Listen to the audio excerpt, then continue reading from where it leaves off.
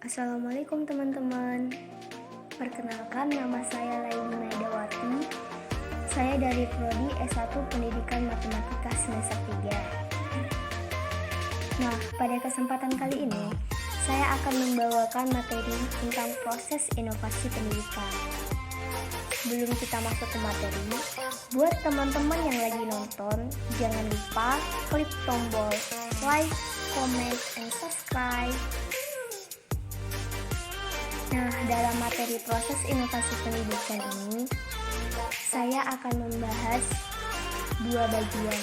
Yang pertama, difusi dan diseminasi inovasi, dan yang kedua ada proses keputusan inovasi. Sebelum kita masuk kepada materi tersebut, kita berkenalan dulu tentang inovasi pendidikan. Apa sih itu inovasi? Dalam arti sempit, inovasi berarti pembaharuan. Nah, pembaharuan yang seperti apa? Saya akan memberikan contoh tentang inovasi. Kalian semua pasti sudah mengenal media infocus.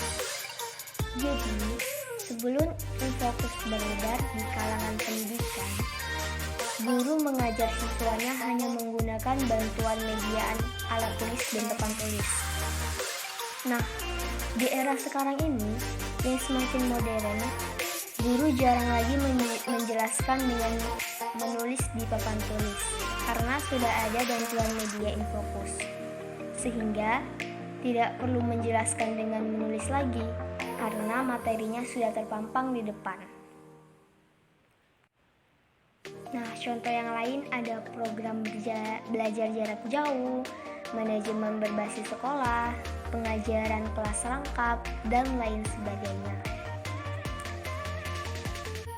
Jadi, inovasi pendidikan itu adalah suatu ide, barang, metode yang dirasakan atau diamati sebagai hal yang baru bagi seseorang atau kelompok orang, baik berupa hasil intervensi atau penemuan baru, atau discovery atau baru ditemukan orang yang digunakan untuk mencapai tujuan pendidikan atau memecahkan masalah. Nah, dalam proses inovasi pendidikan, kita masuk kepada materi bagian yang pertama, yaitu difusi dan diseminasi inovasi. Yang pertama ada difusi. Apa pengertian difusi?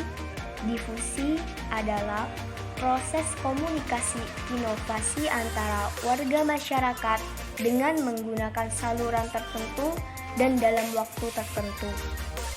Komunikasi dalam definisi ini ditekankan dalam arti terjadinya saling tukar-menukar informasi, atau bahasa lain hubungan timbal balik antara beberapa individu, baik secara memusat maupun memencar, yang berlangsung secara spontan.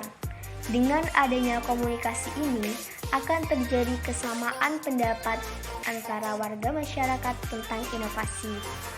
Yang kedua ada diseminasi. Diseminasi adalah proses penyebaran inovasi yang direncanakan, diarahkan, dan dikelola. Dalam pengertian ini, dapat juga direncanakan terjadinya difusi loh. Misalkan saja, dalam penyebaran inovasi, penggunaan pendekatan keterampilan dalam proses belajar mengajar.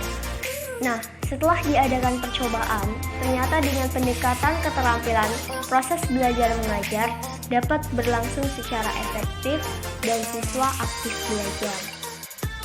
Nah, jadi teman-teman, kesimpulan yang dapat kita ambil dalam bagian difusi dan diseminasi inovasi, kalau difusi tadi terjadi secara spontan, sedangkan diseminasi ini terjadi dengan perencanaan.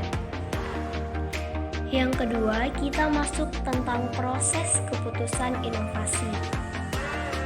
Adapun pengertian tentang proses keputusan inovasi adalah proses yang dilalui individu mulai dari pertama tahu adanya inovasi, kemudian dilanjutkan dengan keputusan setuju terhadap inovasi, penetapan keputusan menerima atau menolak inovasi, implementasi inovasi, dan konfirmasi terhadap keputusan inovasi yang telah diambilnya.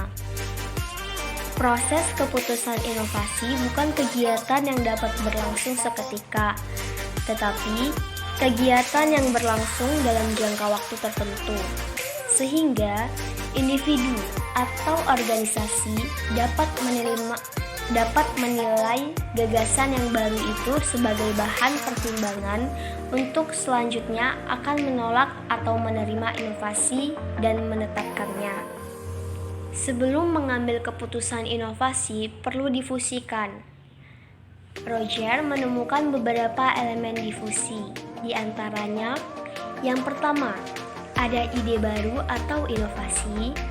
Yang kedua, ada saluran komunikasi. Yang ketiga, ada dimensi waktu dalam difusi. Nah, selanjutnya, Roger menyebutkan proses keputusan inovasi terdiri dari 5 tahap. Apa-apa saja tahapannya itu? Yang pertama, ada tahap pengetahuan.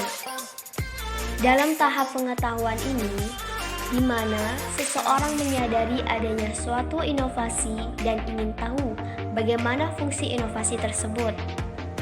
Yang kedua, ada tahap persuasi, di mana tahapan ini seseorang membentuk sikap menghargai atau tidak yang telah dikenal dalam tahap pengetahuan.